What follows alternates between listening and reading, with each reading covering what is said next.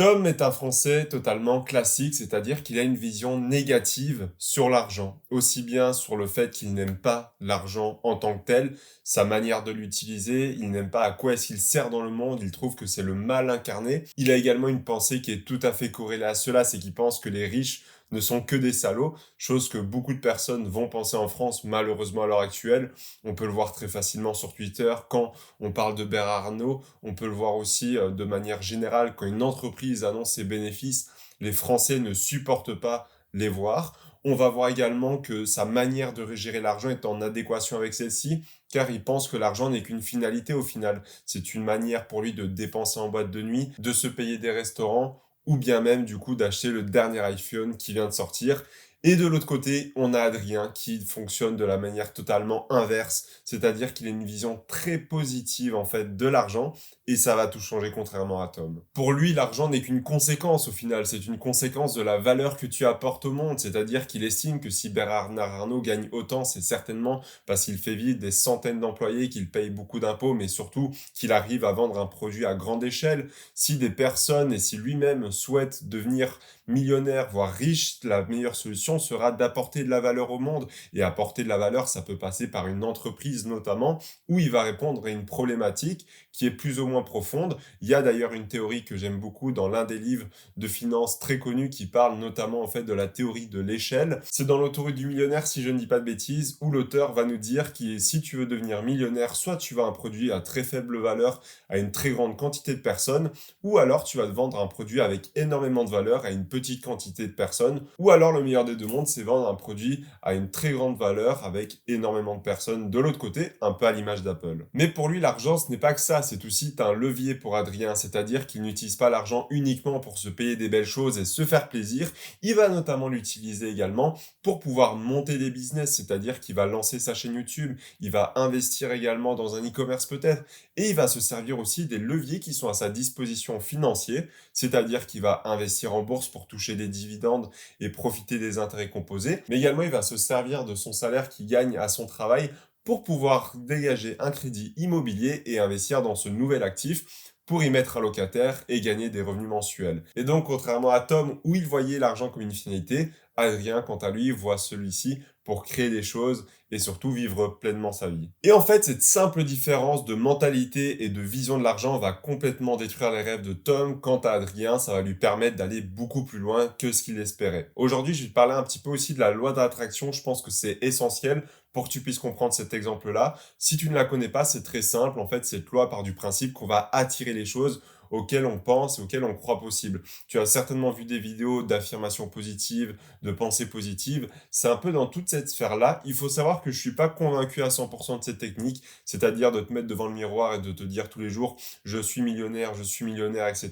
Honnêtement, je pense qu'il y a forcément un degré, mais là où je pense qu'elle est surtout efficace, en fait, c'est quand tu n'as pas de croyance limitante. Si aujourd'hui tu as une croyance du type je ne serai jamais millionnaire, l'argent c'est pour les riches, l'argent est mal, également tous les riches sont des salauds, forcément tu ne viendras jamais millionnaire et tu ne seras jamais riche. Pourquoi? Parce qu'en fait, tu ne veux pas ressembler à ce que tu n'aimes pas, ce qui est logique. Demain, si je te parle d'un meurtrier en série, tu veux pas lui ressembler. Si demain je te parle d'un escroc, eh bien, qui a arnaqué tous ses salariés, tu ne veux pas lui ressembler. Si demain je te parle de la personne qui a créé FTX, qui a fait faillite et qui a fait des choses totalement illégales, tu ne veux certainement pas lui ressembler non plus. Donc, c'est tout à fait logique, selon moi, que les choses négatives, tu ne voudras pas les copier. Et donc, si tu as des croyances limitantes à partir d'aujourd'hui, au niveau de l'argent, au niveau des riches ou au niveau aussi de l'investissement général et du capitalisme, il y a de fortes chances, malheureusement, pour que tu n'atteignes pas ton objectif. Parce que selon moi, la loi d'attraction ne fonctionne pas dans le sens où tu vas dire des très grandes choses qui vont t'arriver, c'est-à-dire je suis millionnaire ou autre, mais ça va être plutôt dans le fait que tu te sens capable d'y arriver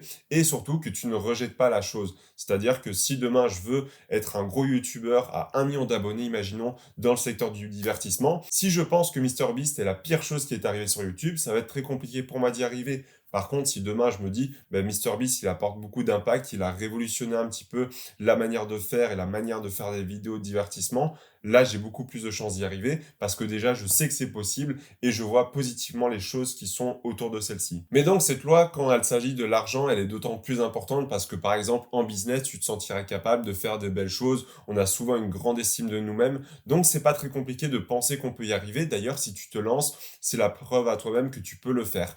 Par contre, au niveau de l'argent, c'est totalement différent parce que non seulement c'est un sujet qui est beaucoup plus tabou que l'entrepreneuriat en général, qui est beaucoup plus polarisant, c'est-à-dire qu'il y a des gens qui adorent l'argent dans le sens qu'ils aiment en parler et que ça ne le dérange pas du tout, d'autres qui sont totalement contre l'argent et négatifs. Ça va aussi jouer par rapport à ton entourage. Évidemment, si tu as une famille qui t'a toujours éduqué dans l'argent, pas forcément dans la richesse, mais dans le fait que l'argent c'est bien, que ça crée de la valeur, ou alors que tu as été éduqué dans une famille qui rejette totalement l'argent, ça va être déjà énormément différent. Donc cette loi va s'appliquer principalement, justement, je dirais, à cette sphère-là, parce que ça peut totalement changer le cours de ta vie, suivant comment tu l'aperçois. Et aujourd'hui, on va voir comment changer tout ça. Donc, le premier plan d'action que tu as à mettre en place, c'est très simple. Réfléchis à 5 pensées limitantes que tu as autour de l'argent. Ça peut être l'argent, c'est mal. Les personnes qui sont riches ont fait des choses illégales dans leur vie. Les riches sont que des salauds. Voilà, à toi de trouver vraiment, en fait, toutes les croyances limitantes que tu as. Ça dépendra des personnes. Je sais que de mon côté, j'en ai aucune, ou en tout cas très peu. D'autres personnes qui ont été élevées de l'autre côté, par exemple, pourraient en avoir énormément. Donc, essaye d'en trouver 5. Ça peut être des très légères comme des très grandes, hein, c'est à toi de trouver. Et enfin, la dernière action que tu dois faire pour cette première partie, c'est simplement d'essayer de trouver le schéma de pensée et comment tu es venu à croire à cela. C'est-à-dire, est-ce que c'est tes parents qui t'ont inculqué comme ça et qui t'ont éduqué comme ça? Est-ce que c'est peut-être à force de côtoyer la société ou côtoyer des gens autour de toi qui t'expliquent cela? Est-ce que c'est à cause des médias qui retranscrivent que des choses négatives autour de l'argent? Voilà, essaye de trouver également d'où provient cette source parce qu'évidemment, c'est essentiel si tu souhaites en fait la combattre. Seulement 4% des Français sont millionnaires. Je t'invite à faire un test dès maintenant. Essaye de trouver dans ton entourage, dans ta famille, tes amis, quelqu'un qui est millionnaire. Je suis prêt à parier que tu ne peux pas en citer, ou si tu le peux, il se compte sur le doigt d'une main. Alors que si je te demande dès aujourd'hui de trouver quelqu'un qui critique l'argent, qui n'aime pas l'argent dans ton entourage, tu auras d'énormes facilités à le trouver.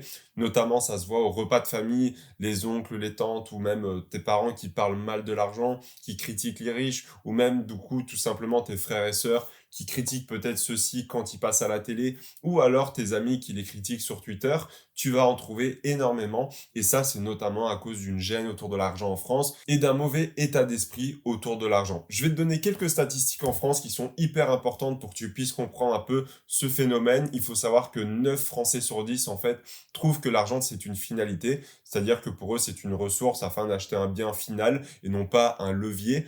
Et il faut savoir également que 57% des Français pensent tous les jours à l'argent. C'est un peu étonnant parce que quand on entend dire non, mais l'argent ne fait pas le bonheur ou autre, pourtant, là, plus de la moitié des Français pensent tous les jours à celui-ci.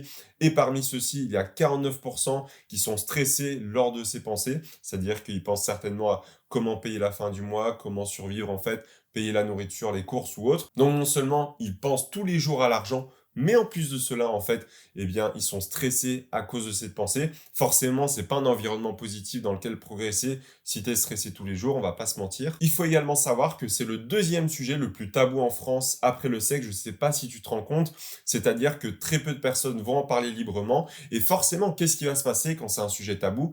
Personne n'en parle, personne n'apprend à quelqu'un. Aujourd'hui, honnêtement, il y a de plus en plus de personnes qui s'expriment sur le sujet de les finances traditionnelles, de l'investissement, de l'argent en général et du business en ligne. Mais le gros problème, c'est que ça reste tabou dans les sociétés, dans les cercles restreints. Je sais que je parle de temps en temps avec mes amis d'argent ou autre parce que ça ne leur pose pas de problème. Mais pour une grande majorité d'entre vous, ça risque d'être plus compliqué. Et surtout, il faut avoir une certaine maturité pour parler d'investissement, d'argent, ce qui n'est pas le cas de la majorité des Français qui, au final, n'ont jamais investi, n'ont jamais pris de réels risques dans leur vie. Donc malheureusement, c'est plus compliqué d'avoir ces sujets-là. Et d'autant plus si c'est un sujet tabou, comment est-ce que vous voulez que la connaissance en fait se transmette d'une personne qui a réussi à une personne qui débute? Maintenant, heureusement qu'on a les réseaux sociaux. Mais selon moi, honnêtement, si on aurait eu toujours ce sujet tabou sans moyen de communication et d'apprentissage gratuit comme YouTube ou autre, il y aurait eu beaucoup de ralentissement en France, beaucoup moins d'entrepreneurs et surtout beaucoup moins de richesses créées, puisqu'aujourd'hui on peut vraiment tout apprendre en ligne. C'est ça l'une des forces d'Internet, j'ai envie de dire. Mais le fait que ça soit tabou, ça limite et ça rajoute des frictions en fait sur cet apprentissage de comment bien utiliser l'argent, comment le faire fructifier et comment en avoir plus. D'ailleurs, si je suis mon aventure, mon objectif vers le million d'euros, et également que je te donne des plans d'action à utiliser et à appliquer pour t'aider à toi aussi réussir vers cet objectif, n'hésite pas, c'est le premier lien en description, c'est mes emails exclusifs, c'est un par semaine et c'est totalement gratuit. Il faut savoir également que 80% de ton éducation financière viendra de tes parents et ça, c'est un gros problème ou un gros avantage. Imaginons, tu viens d'une famille extrêmement aisée qui a toujours investi, qui a toujours bien su gérer son argent, eh bien forcément, tu auras un avantage conséquent sur une personne qui a une famille qui est totalement contre l'argent, qui est plus dans un système socialiste et qui n'aime pas du tout l'argent dans le sens où il pense que les riches sont des salauds, où il pense que l'argent est mal et que tous ceux qui en ont fait certainement des choses illégales pour l'avoir. Forcément, si 80% de tes pensées, de ton éducation vient de tes parents, il y a de fortes chances à parier qu'aujourd'hui, si tu as une mauvaise image de celui-ci, ça vient certainement de cet entourage-là. Et l'autre problème aussi vient du fait que si tes parents n'ont pas investi, n'ont pas pris de risques avec leur argent, des risques mesurés bien évidemment, c'est qu'il y a de fortes chances que tu suives ce schéma, c'est-à-dire que tu places tout sur un livret A, que tu n'investisses rien, et donc qu'au final, tu finisses avec aucun actif à tes côtés, et que tu ne crées pas plus de richesse que ça au final que tes parents. Et pour appuyer mes propos, ce qu'il prouve bien, c'est que seulement en 2022, 2,2% des Français ont investi en bourse, ce qui est ridicule honnêtement, ce qui fait, si je ne dis pas de bêtises, 1,5 million de Français, ce qui est totalement dérisoire quand on compare aux 67 000 d'habitants en France. Donc honnêtement, si je peux t'inviter à faire quelque chose, c'est de commencer petit à petit à te renseigner sur cet actif-là, parce que même si j'ai une audience qui a beaucoup plus investi que la moyenne, c'est-à-dire que si on fait un ratio, je pense qu'il y a facilement 7 personnes sur 10 qui ont déjà investi en bourse qui regardent ma chaîne, mais forcément, si on part du principe global, on est beaucoup moins élevé que ça. Donc, je te recommande vivement de commencer. Si tu ne l'as pas fait, forme-toi, apprends comment ça fonctionne. Et si tu as commencé, ne lâche pas, améliore ta stratégie et développe-la. Et pourquoi il y a seulement que 4% de millionnaires en France? C'est très simple, parce qu'on a un gros problème en France au niveau de l'argent, de la réussite ou autre. Premièrement, comme je te l'ai dit, l'argent est un énorme tabou, on n'en parle nulle part, et surtout, personne ne veut apprendre comment ça fonctionne, et on met un peu ça comme la poussière sous le tapis. On ne veut pas vraiment savoir comment est-ce qu'il marche et comment l'utiliser. Deuxièmement, on a, et ça je pense que c'est primordial de le comprendre, on a une jalousie et en fait on a une haine envers la réussite. C'est-à-dire que non seulement on va essayer de descendre les personnes qui réussissent, on va essayer de les critiquer, mais en plus de cela, on va vraiment, nous, individuellement, avoir envie d'avoir cette réussite-là. C'est-à-dire que globalement et de manière publique, on va descendre la personne, mais de manière individuelle et à l'échelle d'un individu, eh bien, on va envie d'avoir cette réussite et donc on jalouse celle-ci. Et forcément, c'est pas du tout sain. Qu'est-ce que ça crée? Ça crée un pays où on n'a pas envie de réussir, où si on réussit, eh bien on s'expatrie, on va dans un autre pays, ou alors on n'expose pas notre richesse. Évidemment, ça va créer aussi des choses intermédiaires, hein. Si on n'expose pas notre richesse, on achète moins, on consomme moins français, donc on fait moins vivre l'économie du pays, et surtout on donne moins envie aux personnes de réussir aux États-Unis ou dans le monde anglophone. Quand on voit une grosse voiture, on se demande surtout, eh bien joué à lui, j'aimerais avoir la même plus tard. Quand aujourd'hui on voit une Ferrari dans Paris ou dans ta ville en France, on va certainement se dire, encore un salaud de riche, il doit être certainement dans du commerce illégal pour avoir cette voiture-là. Et en fait, cette différence de mentalité va absolument tout changer dans la réussite d'un pays ou non sur le long terme, et c'est d'ailleurs ce qu'on est en train de voir. Et outre, en fait, avant même de réussir, qu'est-ce qu'il faut? Il faut forcément de l'ambition. Et je sais pas si tu as déjà essayé de parler de tes projets à ta famille, à ton entourage, à tes amis, ou même à des camarades de classe, mais je pense qu'ils étaient très mal vus, et surtout, ils riaient même peut-être de toi, ce qui est totalement faisable, et même très largement possible. Pourquoi? Puisqu'en fait, l'ambition est très mal vue. C'est-à-dire que si tu commences à monter un projet, à vouloir investir en bourse, à vouloir investir en immobilier, ils sont là à te dire, mais qu'est-ce que tu fais? Tu perds ton temps, ça sert strictement à rien. Ou alors, ils rigolent de toi en disant, ça serait impossible que tu réussisses, tu penses vraiment être le prochain Elon Musk. Voilà, bref, l'ambition est extrêmement mal vue. Donc forcément, ça ne poussera pas les gens à commencer un projet et à s'exposer et à se mettre devant la scène pour inspirer d'autres jeunes que eux. C'est d'ailleurs pour ça qu'il y a énormément de monde qui n'ose pas monter leur chaîne YouTube, parce qu'ils ne veulent pas que leurs amis tombent dessus, ils ne veulent pas que leurs camarades tombent dessus, ou même leur famille tombe dessus, par peur non seulement de ce qu'ils pourraient parler, si c'est un sujet plus ou moins tabou, un peu comme moi, ou alors simplement parce qu'ils soient jugés pour vouloir monter un projet et développer leur activité. Et d'ailleurs, il y a une théorie pour expliquer pourquoi est-ce que l'argent est tabou en France, c'est notamment la psychologie sociale de l'argent. Premièrement, on a la stigmatisation sociale. Forcément, on a peur de nous ranger dans des cases si on commence à parler librement d'argent. C'est-à-dire qu'on a peur de nous considérer comme trop pauvres, trop riches, classe moyenne ou autre. Donc ça, c'est un premier problème, c'est qu'on a peur de nous ranger dans des cases si on commence à parler d'argent. Deuxièmement, on a peur de la comparaison. si on commence à venir avec une Rolex au poignet, si on conduit une Ferrari, ou alors qu'on arrive en Clio avec un Wico, par exemple, je dis n'importe quoi en téléphone à une réunion, c'est pas du tout la même chose et donc on a vraiment peur de cette comparaison en tant qu'individu. Pourquoi? Parce qu'on veut rentrer dans le groupe, on ne veut pas être exclu. Ça vient d'un instinct primal, c'est-à-dire qu'à l'époque de la préhistoire, si tu étais exclu du groupe, forcément tu allais mourir. Tu ne pouvais plus manger, tu ne pouvais plus te protéger, tu ne pouvais plus dormir. Donc forcément, être exclu du groupe était une énorme erreur à faire, alors qu'aujourd'hui, ce n'est plus du tout le cas. Tu peux très bien être seul et réussir, monter ton projet, tu ne mourras pas pour autant. Mais encore une fois, notre inconscient ne veut pas être exclu de ce groupe-là. C'est d'ailleurs pour ça qu'on aime tant les likes, qu'on aime tant l'approbation des autres, puisque ça montre qu'on est bien inclus dans le groupe, qu'on veut être populaire pour pouvoir être bien vu et être sûr de rester dans cette tribu-là. Et donc forcément, quand tu as peur de la comparaison, tu as peur d'être rejeté en fait de ce groupe. Certaines personnes vont ressentir une honte, une culpabilité aussi. Forcément, c'est pas toujours facile de dire qu'on gagne pas énormément d'argent ou qu'actuellement on est en train de monter un projet et donc forcément notre revenu n'est pas stable. On aura toujours une étiquette de la personne qui soit n'aura aucun avenir, soit qui fait quelque chose qui sert strictement à rien. Donc intérieurement, on a une honte et ce même si tu veux monter un projet ambitieux, tu veux monter une startup, une chaîne YouTube, un gros business, le gros problème c'est que si aujourd'hui tu as aucun revenu parce que tu es sur la phase de lancement, en France, on aura toujours honte de l'expliquer. Pourquoi? Parce qu'en fait, on va surtout te coller l'étiquette de chômeur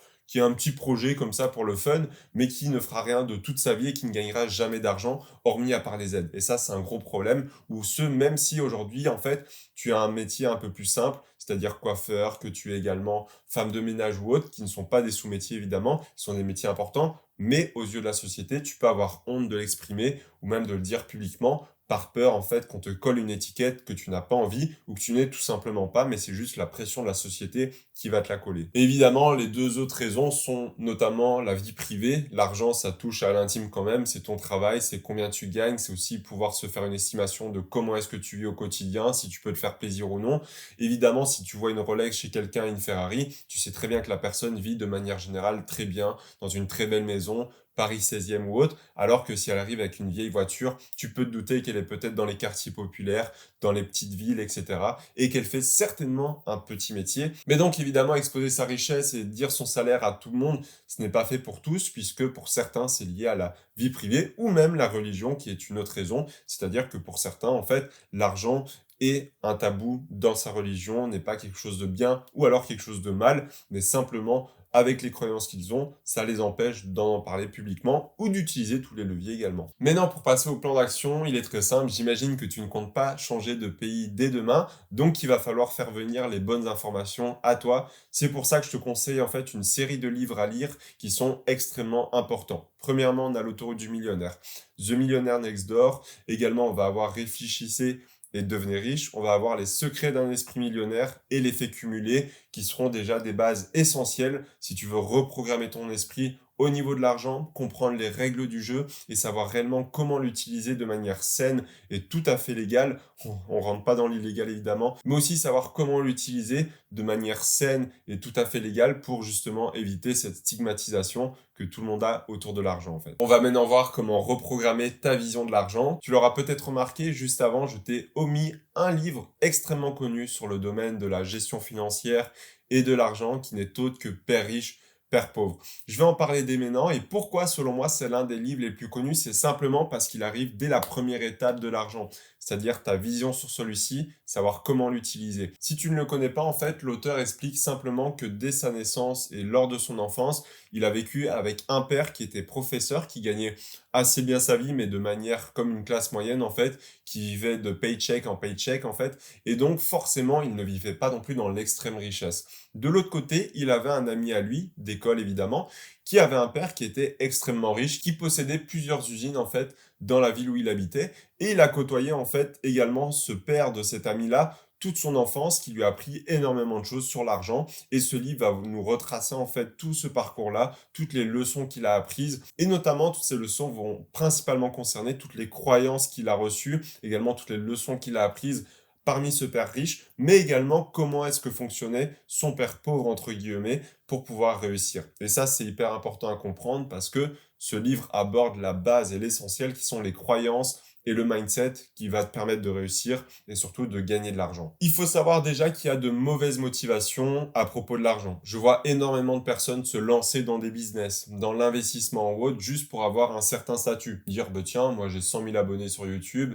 Dire, t'as vu, je me suis acheté une Rolex juste avant, puis j'ai loué une Lamborghini il y a 2 semaines. Ou alors certains pour attirer plus de femmes, peu importe. Il y a énormément de motivation extérieure. Mais si tu es uniquement motivé par cela, dis-toi que ça n'arrivera jamais. Pourquoi? Parce qu'en fait, une motivation extérieure plutôt qu'une motivation envers le process fait toute la différence. Aujourd'hui, si je n'étais motivé que par les vues, par devenir célèbre, avoir du statut et gagner de l'argent, ça ferait longtemps que j'aurais arrêté YouTube. C'est-à-dire que moi, je suis vraiment passionné par le process de YouTube, sinon ça ferait longtemps que j'aurais arrêté. Pourquoi? Parce que là, je suis passionné par améliorer mon montage, améliorer ma capacité d'audition et d'exprimer mes pensées par la même occasion. Également, voir ma chaîne grandir et mon audience grandir. Donc forcément, tout cela fait un tout. Mais si tu es passionné par le process, comme dit Gary Vee, c'est la seule chose qui compte. Le résultat viendra par la suite. C'est qu'une conséquence en fait d'un process bien établi, bien suivi et bien mis en place. Donc ça, ce n'est qu'un résultat de quand tu as bien fait les choses. Et des histoires comme ça, je peux t'en raconter plein. Par exemple, j'ai un ami, je ne citerai pas son nom,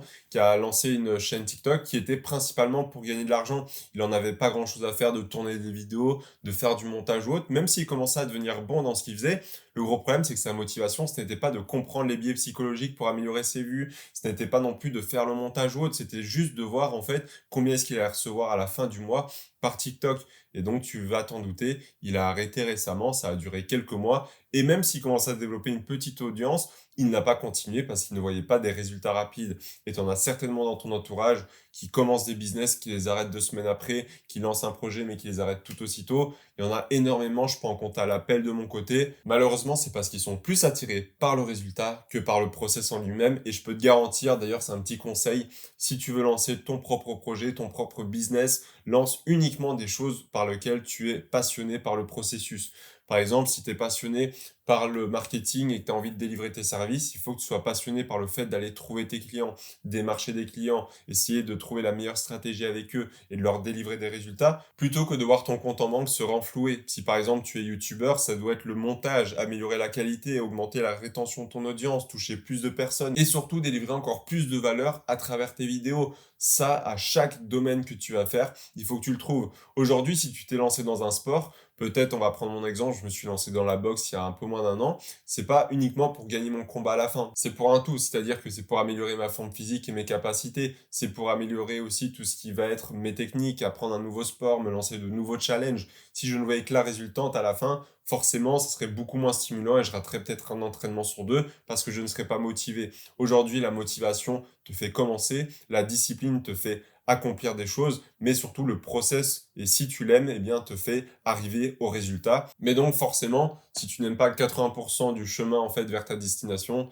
c'est un peu inutile de faire ça. Et crois-moi, tu as tellement de possibilités aujourd'hui de gagner de l'argent, de faire un travail qui te plaît, également de faire une passion ou d'atteindre le statut que tu souhaites avoir, parmi différentes possibilités, que tu trouveras forcément celle qui te plaira en termes de processus. Crois-moi, c'est tout à fait faisable. Je vais te donner 6 aspects à revoir au niveau de l'argent afin que tu puisses changer ta vision des choses justement. Premièrement, si tu penses que l'argent est tabou et mal, n'hésite pas à en parler de plus en plus autour de toi. N'hésite pas aussi à regarder des vidéos sur ce sujet, c'est hyper important. L'objectif, en fait, c'est de comprendre que ce sujet-là n'est pas si tabou que ça. Évidemment, on n'en parle pas à tout le monde. Si tu sais très bien que quelqu'un a énormément de tabous sur ce sujet-là, ne va pas vers elle. Essaye de trouver des personnes pour qui ça ne choque absolument pas de parler d'argent, qui sont même ouverts à différentes opportunités ou autres. Ça va te permettre de débloquer cet aspect-là et de pouvoir côtoyer des personnes dans cette mentalité. Comment faire? C'est très simple. N'hésite pas à aller sur un groupe Facebook, par exemple, hein, ça peut être fait, qui parle notamment de finances, d'argent. Envoie un petit message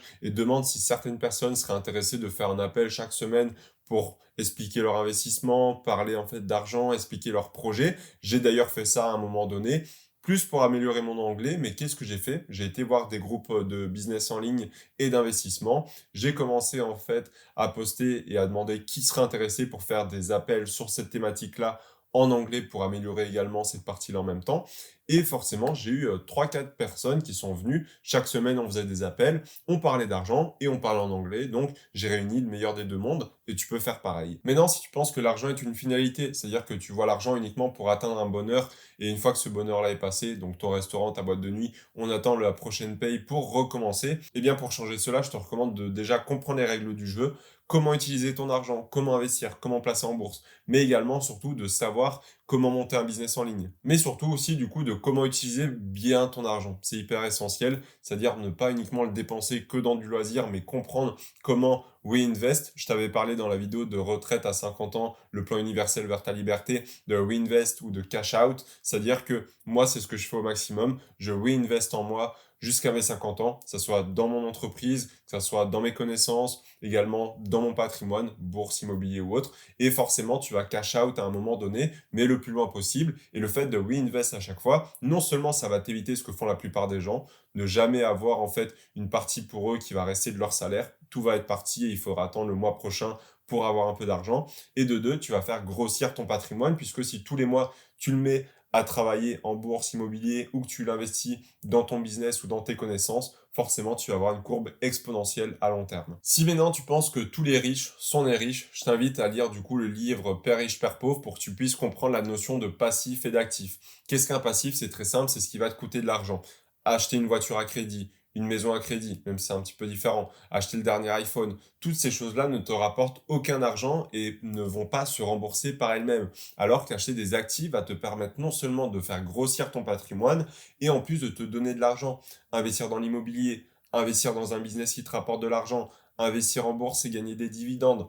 Quand tu comprends cette notion-là, tu sais beaucoup mieux où allouer ton argent et comment utiliser les règles du jeu. Mais ce n'est pas tout. Comprends comment monter un business en ligne, c'est hyper important, ou un business classique, peu importe, c'est à toi de voir ce que tu préfères. Pour pouvoir justement enlever le plafond de verre du salariat, tu ne gagneras pas, ou tu ne passeras pas en tout cas de 2000 euros de salaire à 10 000 euros du jour au lendemain. Contrairement à ce que peut t'apporter le business en ligne, ça ne sera pas aussi rapide, mais tu auras beaucoup moins ce plafond de revenus-là si tu commences à réussir dans ce domaine. Si maintenant tu veux uniquement de la sécurité autour de l'argent, c'est-à-dire que tu mets tout en livret A et tu ne veux pas beaucoup d'argent, dans ce cas-là, ce que je te recommande, c'est de commencer à prendre des petits risques mesurés. Imaginons investir en bourse, ça peut être extrêmement risqué si tu commences à investir dans une toute nouvelle entreprise qui n'a pas encore fait ses preuves. Par contre, tu peux minimiser les risques en investissant dans un ETF SP500. Tu investis sur 500 entreprises qui sont extrêmement bien positionnés, qui ont fait leurs preuves par le passé, qui continuent d'augmenter en croissance. Donc, pourquoi ne pas commencer petit à petit à prendre des risques mesurés? Je te dis pas de commencer directement avec des cartes Pokémon et investir en crypto-monnaie qui sont hyper volatiles et qui comportent encore énormément de risques, mais petit à petit prendre des risques et même dans ton business, ça va t'aider en fait à sortir et élargir cette zone de croyance qui est que l'argent doit être absolument sécurisé dans des choses qui ne bougeront pas et où tu es sûr à 99% de revoir ton argent.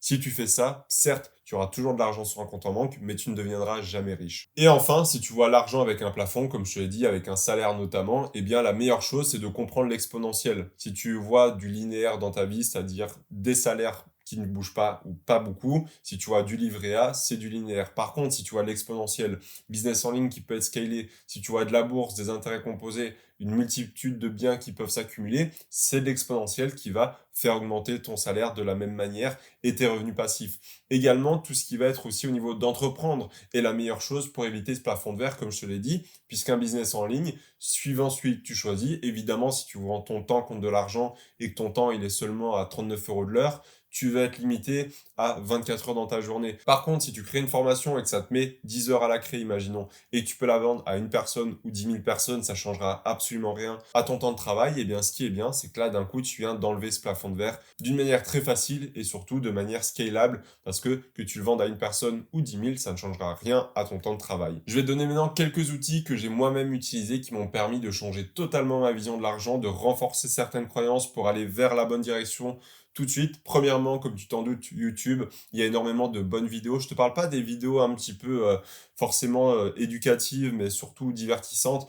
Les 7 meilleures sources de revenus à 20 ans, comment devenir riche en 5 minutes par mois. Non, je te parle vraiment des vidéos un petit peu comme celle-ci, qui sont sous forme de podcast, qui sont sous forme de vidéos longues, où je t'explique un concept pendant très longtemps. Par exemple, je t'ai fait une vidéo retraite à 50 ans, le plan universel, etc., comme je t'ai dit tout à l'heure, où pendant 1 heure, je te donne tout un plan d'action de A à Z pour réussir en fait à prendre ta retraite plus rapidement. Je t'ai fait d'autres vidéos formation offertes qui vont t'apprendre énormément sur la bourse, l'argent. Donc je t'invite à aller les regarder. C'est de ce type de vidéos-là dont je parle qui vont te permettre de faire sauter tes croyances, de renforcer des bonnes pensées autour de l'argent et surtout de bien le comprendre et bien l'utiliser. Deuxièmement, les podcasts, tu t'en doutes, si tu commences à être en voiture, bon, je plaide coupable là-dessus, j'écoute beaucoup de musique en voiture, mais pendant une longue période de temps, j'ai écouté énormément de podcasts. Non seulement ça a amélioré mon anglais, on va pas se mentir, parce que j'écoutais les podcasts en anglais majoritairement. En plus de cela, dans cette langue, ils sont majoritairement pro-argent. Ça ne les dérange absolument pas de parler de ce sujet. Ça enlève ce tabou que tu as avec l'argent. Ça va te permettre également de comprendre des petites nuances que tu n'aurais pas parce qu'on n'en parle pas en français. Et surtout, ça va te permettre, pendant une longue période de temps, tu n'as pas grand-chose à faire à part conduire, de bien écouter, comprendre comment les gens pensent autour de cet actif-là et en fait de saisir des nouvelles opportunités que tu n'aurais peut-être pas vues autrement. Et évidemment, la dernière solution, c'est les livres, comme tu t'en doutes, comme ceux que je t'ai cités tout à l'heure, où tu as également Père riche, Père pauvre, tous des livres que je lis là, ou même des livres plus globaux qui parlent en fait de business, d'argent, de philosophie, peu importe, mais ça va te permettre en fait de péter toutes tes croyances que tu as autour de l'argent, de bien reprogrammer ton cerveau pour aller dans la bonne direction et ne plus penser comme la majorité des Français, c'est-à-dire avoir une vision négative de l'argent. Et en fait, tout ça, c'est grâce à la neuroplasticité. Si tu ne sais pas en quoi ça consiste, c'est très simple, c'est en fait quand ton cerveau a des croyances de base, imaginons l'argent c'est sale, les riches sont des mauvais, et que tu vas essayer de reprogrammer ces croyances en les détruisant et en implémentant de nouvelles. Comment ça va se passer? Eh bien, ça se fait comme je te l'ai dit tout à l'heure. Tu consommes notamment du contenu, tu vas essayer de faire des affirmations positives, tu utilises la loi de l'attraction, et tout ça va venir remplacer tes anciennes croyances. Ça se fait pas du jour au lendemain, mais petit à petit, c'est un travail de longue haleine, et tu vas changer tes croyances, tu vas découvrir de nouvelles possibilités, tu vas voir que c'est tout à fait possible de réussir et de faire ce que les gens disent sur Internet, que non, il n'y a pas que des arnaqueurs qui vendent des formations en ligne. Donc petit à petit, tu reprogrammes ton cerveau et tu vas découvrir comment ça fonctionne réellement. Et notamment, tu as deux étapes pour bien agir sur ta neuroplasticité. Premièrement, c'est d'identifier des croyances limitantes. Évidemment, si tu ne sais pas qu'elles sont présentes ou tu ne sais pas qu'elles existent, tu ne peux pas les changer parce que tu n'en as pas conscience. Et parfois, en fait, c'est tellement ancré en toi, ces croyances, parfois c'est tellement naturel pour toi de penser comme ça, ou alors ton environnement te fait croire que c'est naturel, que tu ne les détecteras jamais. Pour te donner un exemple extrême, c'est comme si aujourd'hui tu penses que la Terre est plate et que tout ton pays pense que la Terre est plate et que tu n'as pas accès à de l'information extérieure. Pour toi, c'est normal que la Terre est plate. Et si quelqu'un vient te dire d'un autre pays, mais non, la Terre, elle est ronde, c'est prouvé par A plus B, tu vas dire, ben non, en fait, c'est toi le fou, parce que tu es le seul à penser comme ça dans mon cercle d'amis. Ben là, en fait, c'est exactement la même chose aujourd'hui. Beaucoup de monde pense que la Terre est plate, et là, beaucoup pensent que l'argent est mal, puisqu'en fait, toute la France quasiment déteste l'argent et crache dessus. Donc ça, c'est un gros problème. Premièrement, identifier les croyances limitantes. Deuxièmement, inculquer de nouvelles croyances. Comment est-ce qu'on va faire ça? Affirmation positive, l'argent c'est bien, etc. Se dire et s'imaginer gagner de l'argent et être heureux avec cet argent. Une fois que tu vois une Ferrari passer, tu dis propre la voiture, elle est jolie, ou j'imagine que c'est un entrepreneur ou un patron qui a dû travailler dur, ou un salarié qui a fait de belles ventes. Tu as également tout ce qui est visualisation positive, c'est-à-dire penser à de bonnes choses quand tu penses à de l'argent. Quand tu vois une Ferrari, encore une fois, tu te visualises avoir cette voiture-là et avoir travaillé dur pour l'avoir, et évidemment de manière saine et sereine. Et enfin, une dernière chose, et la plus importante selon moi, c'est vraiment ça qui a été un game changer chez moi, c'est consommer du contenu en continu. Si tu commences à consommer du contenu complotiste, tu vas devenir complotiste. Si tu commences à consommer du contenu de droite, tu vas devenir droite. Si tu consommes du contenu de gauche, tu vas voter à gauche. C'est toujours comme ça, donc tu deviens ce que tu consommes, c'est hyper important, que ce soit en nourriture ou en contenu. Donc je te conseille au maximum d'éviter les mauvaises sources de contenu, BFM TV qui crache sur les riches ou autres, Twitter quand ça part en live, quand il y a une grande entreprise qui annonce ses résultats, ou quand ils font le classement des hommes les plus riches du monde, et consomme du contenu de personnes qui vont t'apprendre comment gagner de l'argent, qui n'ont aucun tabou avec de l'argent, qui t'expliquent comment en gagner plus, monter un business en ligne, écoute des podcasts. Tout ça, en fait, petit à petit, ça va venir remplacer tes croyances limitantes et en créer de nouvelles qui vont te permettre d'aller beaucoup plus vite et beaucoup plus rapidement. Parce que crois-moi, si tu as encore une fois Tom et Adrien, Tom qui monte un business et qui pense que c'est impossible de faire plus de 1 000 € par mois, il ne fera jamais plus de 1 000 € par mois dans sa vie avec son business. Alors que tu as Adrien, il pense que on peut avoir une limite infinie. Qu'est-ce qui va se passer? Forcément, il va pas péter à 1 million d'euros dès le début, mais il va peut-être faire 1 000 € par mois, puis 5 000, puis 10 000, puis 20, puis 30, puis 100 000 € par mois, parce qu'il n'a pas de croyance autour de ce sujet-là, et c'est ça qui fait toute la différence. Donc ton plan d'action pour cette partie-là, il est très simple. l'hyper riche père pauvre, c'est hyper important, surtout si tu commences dans ce parcours-là de reprogrammer tes pensées, essayer de comprendre comment fonctionne l'argent et comment bien l'utiliser. Si tu l'as déjà lu, n'hésite pas à le relire, c'est intéressant, je l'ai moi-même relu. Ça te permet en fait d'avoir une nouvelle perspective. Vu que tu as évolué dans ta vie, tu as fait avancer tes croyances, ça va te permettre parfois de trouver de nouvelles opportunités ou de mieux comprendre quelque chose qu'il t'a dit que tu n'as pas pu comprendre ou bien saisir à l'époque, où tu avais peut-être de mauvaises croyances, ou alors tu commençais seulement dans ce domaine-là. Donc ça, c'est le premier plan d'action. Le deuxième, commence à appliquer de la neuroplasticité, repère tes croyances limitantes et crée-en de nouvelles, notamment avec du contenu de manière massive, c'est hyper important. Mais attention, ce n'est pas une excuse pour commencer à consommer du contenu n'importe comment sur YouTube. Ne fais pas du junk content, même de l'éducative content, c'est-à-dire où tu penses que c'est bien parce que tu regardes à propos de business en ligne ou autre, mais la vidéo dure 6 minutes et c'est fini. Non, regarde des vidéos longues, des podcasts ou même des livres, c'est la meilleure chose à faire selon moi. Et enfin, on passe à la dernière partie qui est Growth Mindset versus Fixed Mindset. Quand j'étais jeune, j'étais certainement comme toi, c'est-à-dire que je courais dans les champs, j'essayais de construire de plus en plus de grosses cabanes, j'essayais de faire de grandes choses avec mes amis, on vivait des aventures, alors qu'on avait juste une prairie sur laquelle jouer. Et petit à petit, en fait, cette tendance-là a certainement diminué chez toi. Tu as commencé à moins sortir, à peut-être un peu moins voir tes amis, les cabanes et les constructions de cabanes se sont arrêtées, tu as commencé à jouer plutôt sur l'ordinateur et à aller voir en ligne, tu as commencé en fait à rentrer dans la vie active et petit à petit, cette flamme, cette ambition-là de créer de nouvelles choses s'est arrêtée. Tu es passé en fait d'un growth mindset quand tu étais petit à vouloir explorer le monde, à découvrir des choses, à apprendre de nouvelles compétences et aussi à construire des choses toujours plus grandes. Un fixed mindset, c'est-à-dire tu as ton travail, tu fais ce que tu as à faire, tu rentres chez toi, tu te poses devant Netflix, tu fais tes 8 heures de sommeil et la vie reprend, c'est le métro boulot dodo. Et à partir de maintenant, tu as arrêté de voir en grand et d'avoir de grandes ambitions. Et ça, c'est le gros problème de la population actuelle. Donc, qu'est-ce que le growth mindset? C'est hyper simple, en fait, c'est les personnes qui ont beaucoup d'ambition et qui veulent créer de nouvelles choses, en fait. C'est les personnes qui montent des nouveaux projets, c'est les personnes qui veulent augmenter leurs revenus, c'est aussi celles qui souhaitent relever de nouveaux défis et qui n'ont pas peur, en fait, de l'échec. Mais ça ne s'arrête pas qu'au niveau de l'ambition, il y a également tout ce qui va être au niveau de la connaissance. Quelqu'un qui a un growth mindset veut apprendre toujours plus, veut mettre à jour, en fait, son serveur système qui est juste là entre ses deux oreilles. Il veut toujours être au courant des nouvelles choses qui se passent, c'est-à-dire que l'IA sort, il veut apprendre comment ça fonctionne, ou il veut au minimum avoir les bases. Il y a des crypto-monnaies, des NFT qui se font de plus en plus connaître. Il veut savoir comment ça fonctionne pour pas rater le train. Il veut vraiment comprendre comment fonctionne le monde. Il veut évoluer avec lui. Et ça, c'est hyper important. Et surtout, il ne se satisfera jamais de ce qu'il a, pas de manière négative dans le sens qu'il veut toujours aller chercher plus, mais plus dans le sens où il veut toujours s'améliorer,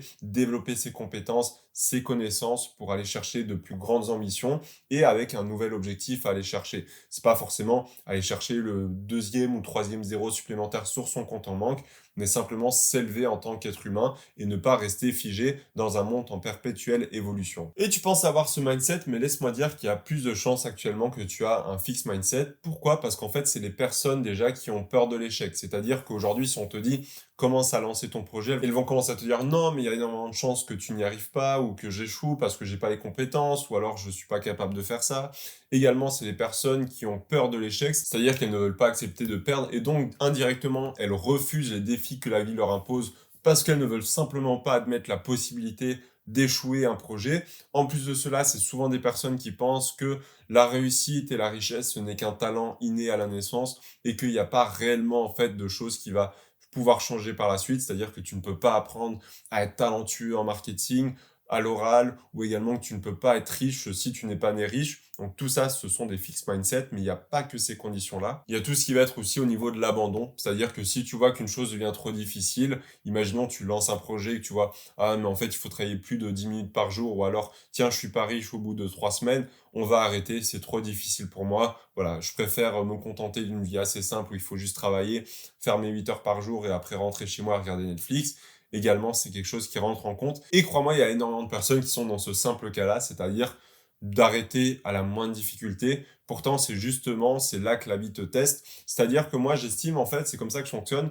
Si je vois une difficulté, imaginons, j'ai un problème qui survient lors de mon montage et je perds tout. Imaginons, voilà, d'un coup, il y a plus d'espace sur mon téléphone, j'ai pas vu à la moitié de la vidéo et il a arrêté d'enregistrer. Ou alors, par exemple, bah, tiens, en fait, ma chaîne YouTube ne décolle pas aussi vite que ce que je voudrais. C'est simplement la vie qui me fait un test à l'heure actuelle pour voir si je suis assez discipliné et que j'ai assez d'envie de réussir et d'atteindre mon objectif pour en fait laisser la place plutôt à quelqu'un d'autre si je ne le suis pas. Pourquoi? Parce que si d'un coup là j'ai pas envie de résoudre ce problème, je suis pas prêt à faire face à ce défi, qu'est-ce qui va se passer? Je vais abandonner, je vais arrêter mon projet et en fait quelqu'un d'autre qui lui aura continué prendra ma place et aura les résultats que j'aurais voulu avoir. Donc la vie en fait n'est pas méchante, elle te teste juste, voir si tu es prêt à aller jusqu'au bout et surtout voir si tu es prêt à réellement atteindre tes objectifs. Parce qu'en fait, atteindre le million d'euros demande énormément de choses. Premièrement, du sacrifice, que ça soit au niveau de ta famille, tu verras peut-être un peu moins ta famille, ta petite amie, tes amis, également du sacrifice en termes de temps, c'est-à-dire que oui,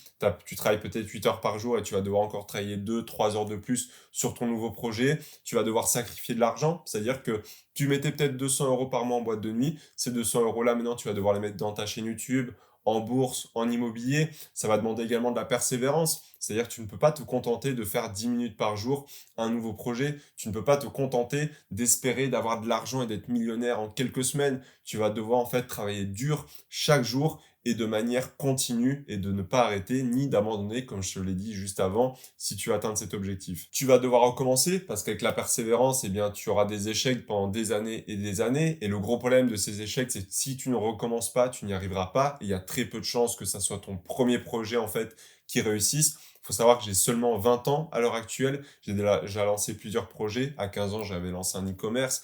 À 17, 18 ans, j'avais lancé une agence de marketing. J'ai lancé ma chaîne YouTube, du coup, comme tu peux le voir. Donc, les échecs font partie de ta vie entrepreneuriale et de ta quête vers le million d'euros. Donc, si tu n'es pas prêt à recommencer une fois que tu as échoué, même si cet échec vient après 6 mois, 1 an, 2 ans, 3 ans de travail, eh bien, en fait, c'est simplement que tu as un fixe mindset parce qu'une fois que tu as abandonné, que c'est devenu trop difficile, tu n'es pas prêt à recommencer. Ça demande d'apprendre également. Comme je te l'ai dit, quand tu as un growth mindset, le but, c'est d'être toujours à jour par rapport à ce qui se fait sur le marché actuel et comment évolue le monde, en fait. S'il y a une nouveauté avec ChatGPT, par exemple, c'est de savoir l'utiliser, de l'implémenter. S'il y a une nouvelle feature sur YouTube ou alors que TikTok est en train d'exploser, c'est de savoir l'utiliser s'il le faut et de bien comprendre les codes qui vont avec.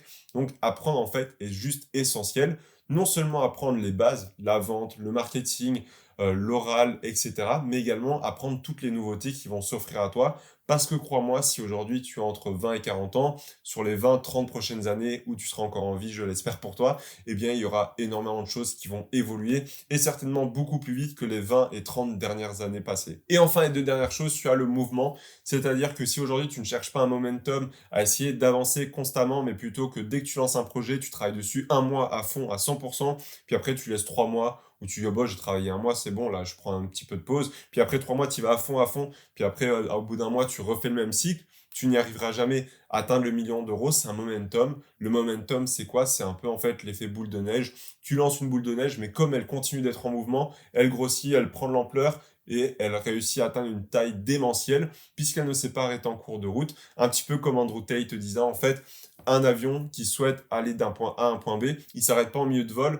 pour faire une petite pause puis repartir. Non, il garde son momentum en fait pour avancer. Ou il donnait l'exemple, si je dis pas de bêtises, avec une fusée. Si tu veux que la fusée dépasse la couche de l'atmosphère et la gravité terrestre, d'avoir ce momentum-là et garder en vitesse si elle veut réussir. Elle fait pas d'arrêt au milieu en fait. Et enfin, combattre, parce que oui, tu vas devoir faire face à tes peurs et à tes démons, donc tes croyances limitantes notamment, tes peurs de l'échec, tes peurs du regard des autres pour réussir. Si tu veux être comme tout le monde dans une société et te conformer, ne vise pas le million, ça sert strictement à rien. Non seulement dès que tu atteindras le million, tu ne seras pas comme tout le monde, puisque ça ne représente que 4% des Français, mais en plus de cela, tu vas devoir faire des actions que 96% des personnes ne sont pas prêtes à faire. Monter un business, investir son argent, prendre des risques mesurés et surtout encaisser le regard des autres qui te verront totalement différent de la norme. Donc, tu connais un petit peu toutes les choses que demanderont et les sacrifices que demanderont le million. Si tu as vu le film 300, tu peux comparer cela à un soldat de l'armée, en fait, c'est-à-dire que tu as une chance tellement faible de réussite,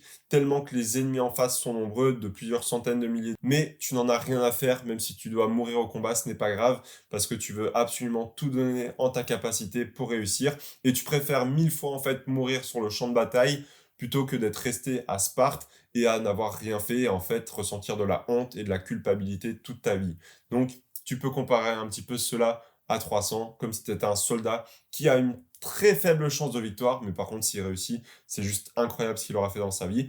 Et moi, c'est d'ailleurs mon cas, je préfère 1000 fois, en fait, tenter, partir sur le champ de bataille et même peut-être mourir sur celui-ci, plutôt que de rester chez moi à rien faire et être, voilà, à être passé à côté de mes rêves et me dire à 80 ans, ben, qu'est-ce que ça aurait donné si je m'étais lancé en fait. Donc pour le dernier plan d'action, c'est simple, commence en fait à appliquer les principes du Growth Mindset que je vais te donner dès maintenant. Premièrement, croyances et changements. Tu dois avoir une grande capacité d'adaptation dans tes croyances en fait et ton apprentissage. Tu peux être capable, et il faut que tu le sois en fait, de désapprendre quelque chose qui te paraissait logique, imaginons l'argent c'est mal ou autre, et de mettre une nouvelle connaissance en place directement. Boum, argent c'est mal, non, finalement argent c'est bien, et ça correspond à la valeur qu'on apprend. Première chose. Deuxième chose, accepter les défis. Comme je te l'ai dit, la vie te mettra des bâtons dans les roues pour te tester, voir si tu as une réelle motivation et une réelle discipline, et si tu tiens réellement à atteindre ton objectif. Et si tu passes ces barrières-là, et il n'y en aura pas que quelques-unes, ça sera tous les jours ces barrières-là pendant des années, eh bien, elle te donnera à la fin ce que tu souhaites. Sois-en garanti, c'est mon avis en tout cas sur le sujet. Et donc, ça va être dans ton business, dans tes investissements, dans tes projets, peu importe. Troisièmement, la persévérance. Rien n'arrive en quelques mois ou quelques années. Tu dois vraiment mettre en place les actions tous les jours sans faire de grosses pauses. Comme je te l'ai dit, c'est pas en faisant un mois de travail, 3 mois de pause, un mois de travail, 3 mois de pause que tu vas réussir. Donc ça, c'est une autre chose, c'est la persévérance que tu dois avoir et garder sur le long terme. Ça correspond un peu à mes 3 principes pour réussir, la discipline, le focus et laisser le temps pour réussir. Quatrième chose, c'est l'autodiscipline. Si aujourd'hui tu arrives à apprendre par toi-même et passer à l'action derrière, c'est la plus belle chose qui puisse t'arriver. Par contre, si tu as arrêté d'apprendre après l'école et que tu ne vas pas chercher de nouvelles disciplines, parce que même à l'école, on ne t'apprend pas à gérer l'argent, on ne t'apprend pas en fait à comprendre, à utiliser ChatGPT, on te l'interdit même plutôt, eh bien tu n'arriveras jamais. Mais j'imagine que si tu es arrivé ici dans cette vidéo, c'est que tu apprends par toi-même et que tu essayes de te développer, donc bien joué à toi, tu es sur la bonne voie, sur cette partie-là en tout cas. Et enfin, élargir sa zone de confort, donc c'est hyper important parce qu'en fait, on va imaginer que tu es une zone de confort comme ça, c'est-à-dire que tu sais à peine parler à des gens, tu n'oses pas encore passer ton argent en bourse, tu sais pas vraiment comment lancer ton business et tu as peur du regard des autres si tu lances en fait ta chaîne YouTube, eh bien imaginons, boum, tu commences à investir en bourse, ça élargit un petit peu ta zone de confort. Maintenant, tu comprends comment ce schéma-là se passe et donc tu t'élargis ta zone de confort qui te rapproche peut-être même de l'investissement immobilier parce que tu commences à comprendre les mécanismes. Boum, d'un coup, ta zone de confort augmente encore. Tu as peur du regard des autres, mais allez, on publie notre première vidéo, tant pis. Quoi qu'il arrive, c'est pas grave, on l'assumera. C'est notre personnalité, c'est ce qu'on a envie de faire. Et si les gens ne comprennent pas, c'est qu'ils n'ont pas besoin d'être dans notre vie. Boum, on élargit encore une fois la zone de confort. Maintenant, on a lancé un business, on commence à gagner de l'argent, on peut investir plus, on a compris comment ça fonctionne. Et là, tout va s'élargir petit à petit. C'est la meilleure chose à faire. Tu peux comparer cela à une pièce, en fait, dans ta maison où il y a des carrelages. Et tu sais, sur un carrelage, tu as souvent des carreaux carrés comme ça. Et en fait, si tu ne sors pas de ta zone de confort, dans cette pièce-là, tu n'as le droit de ne pas bouger et de rester uniquement sur un seul de ces carreaux de ton carrelage.